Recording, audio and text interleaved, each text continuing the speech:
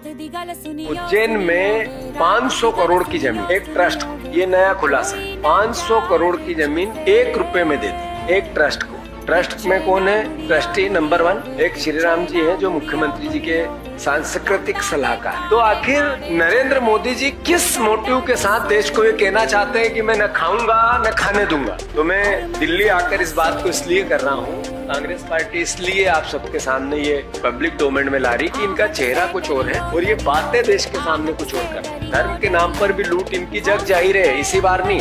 ये राम मंदिर के चंदे का धंधा भारतीय जनता पार्टी और उससे जुड़े हुए लोग आज से नहीं कर रहे हैं, पिछले 30 साल से कर रहे हैं। ईंट ला गए, ईंट ले ली, ईंट कहाँ है पता ही नहीं चली। 30 साल में ईंट अगर बाहर रख दो तो अपने आप ही झरझर हो जाती। जब से पैसा ले रहे हैं आज तक चंदा आता उसको भी खा रहे हैं। ये बात तो सार्वजनिक पब्लिक डोमेन में राम भक्तों की, जो आध्यात्म की, सनातनियों की भावना के साथ भी ये खेलते हैं, वोट भी लेते हैं और करप्शन भी करते हैं। तो स्वाभाविक है हमारे फिर से कुछ सवाल क्यों थी 1 रुपए में 500 करोड़ की जमीन मुख्यमंत्री को सार्वजनिक करना चाहिए? ये नया, ये कोई इंडियन एक्सप्रेस की रिपोर्ट का आधार नहीं है, ये नया सवाल है। दूसरा, यदि रिपोर्ट झूठी है इंडियन एक्सप्रेस की तो एफआईआर क्यों नहीं कराई, उस पर मुकदमा क्यों नहीं किया, उस पर मानहानि क्यों नहीं लगाई आपने? 30 घंटे बीत गए, एक सवाल भी क्यों नहीं किया उनसे? भाजपा के प्रदेश अध्यक्ष ने सवाल था जमीन का, बात कर दी जाती की। क्या ये नैरेटिव है इनका? ये सोच है, ये मानसिकता है? मध्य प्रदेश में ओबीसी समाज के, मैं ओबीसी का हूँ, तो क्या मेरी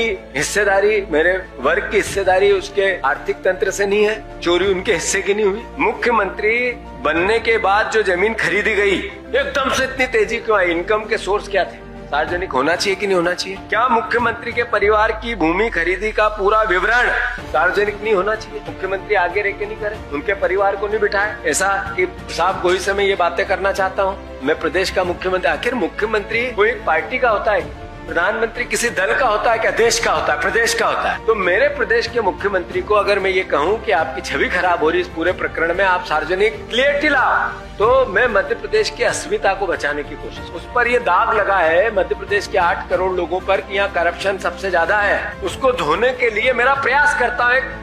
एक प्रदेश का नागरिक होने के नाते मेरा दायित्व निभाती, हमारी पार्टी अपना दायित्व निभाती है, कांग्रेस अपनी बात कहती है, विपक्ष का दायित्व निभाती है। तो भारतीय जनता पार्टी हमें 2 कौड़ी का खेल, मुख्यमंत्री मुझे गालियां देते हैं,